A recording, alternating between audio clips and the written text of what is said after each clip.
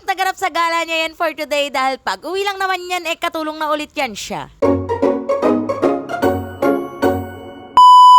Ito nga pala yung kadugtong ng mabilisang gala naming pamilya. Pangasamod ng babae na yan kumain kaya hindi na nga ako nagpakuha sa Daddy's Kunyo na street foods at iyang pineapple na nga lang yung pinili ko. Kasi sa paborito ko yung pineapple mga ate ko, kapag lumalabas ako bumibili talaga ako ng timpladong ganyan. Turn nga namin sa street foods eto at papasok naman kami dyan sa Unisan dahil may bibilhin nga atong mag-daddy na to. Pero na naman nga ang daddy na mabubudol for today's video. Sa daddy niya gusto niya ng ternuhan na pajama kaya ayan pagbibigyan ng daddy pero sa mga ngitinan alam ko na hindi lang yun yung papabili niya.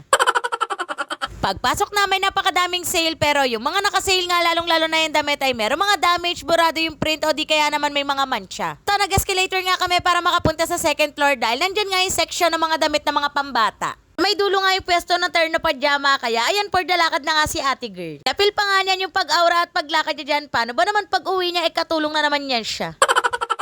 Kalaki pa nga ng bag na gamit niyan. Kala mo naman talaga napakadaming laman eco bag lang naman yung laman ng bag niya. Natanaw nga ni Iya yung mga damit pambata, ayan for dadikit na nga siya sa akin dahil ganyan talaga yan kapag may gusto biglang nagiging malambing. Sabi ko sa kanya, wag nga siya sa akin maglambing at magdidikit dahil hindi naman nga ako yung sumahod at yung daddy niya nga yung sumahod. O ayan na nga yung itsura na napagbigyan sa gustong damit o diba sobrang saya kitang-kita naman sa itsura. Pero makapili ni Iya eto, tumaan nga kami sa bilihan ng short at nagtingin-tingin nga lang dyan si daddy. Sabi ko nga sa kanya pumili na siya para naman madagdagan yung short na ginagamit niya pagpasok. Pero wala nga siya napili at dito naman nga kami nagpunta sa bilihan ng tsinelas. Pilit ko nga yan na bumili para sa sarili niya dahil deserve niya naman yon para sa sipag niya sa pagtatrabaho. O ayaw niya talaga at sunod ay dito naman nga niya dinala si Iya. Hinila pala ni Iya yung daddy niya papunta dito, kaloka. Hanap nga yung magdaddy na yun ng Rubik's Cube at niloloko ko nga si Iya na iyan yung Rubik's Cube na hinahanap niya. Rambilis at galing kasi mag Rubik's Cube ng daddy niya at gusto nga niya magpaturo pero wala naman silang mapili dahil yung mga nandyan nga ay puro local. Ang dalawa ko nga lang din nalaman yun dahil narinig ko silang nag-uusap na maganit daw ikutin yan. Sa magtagal pa dun wala din naman silang magugustuhan kaya ayan niyakag ko na sila sa baba para nga makapagbayad na. Ngayon pinagbayad namin dahil sa kanya naman yan. Sana din maisip niya na magastos talaga ang buhay kaya ngayong simula 10 years old pa lang siya yung ganyuhin ko na siya mag-ipon. Hala hindi.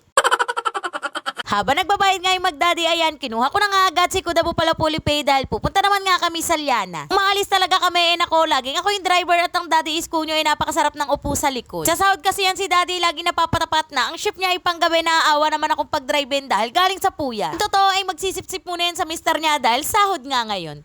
Hala hindi. Pagdating namin dyan sa Lianas, binaba ko na lang sa bungad yung magdaddy para nga hindi na din sila maglalakad ng malayo pabalik dyan. Ako nga inaantay ako na magdaddy sa labas pero nauna na yata dito sa loob ng grocery. Yung babae niya neto hanap nga pagpasok, wala nga yung magdaddy dyan sa bungad kung saan nandyan yung pangunahing pangangailangan gaya ng mga shampoo, sabon, pati na rin Colgate. Pag nag-grocery pa naman ako iyan nga yung inuuna ko, yung mga daily needs talaga sa bahay. So, napakahusay na magdaddy na to, hindi ako nagkamali dahil andito agad sila sa bilihan ng mga snacks. O, paano bibitinin ko muna kayo? I-follow nyo yan siya para sa mga next mini vlog. Bye!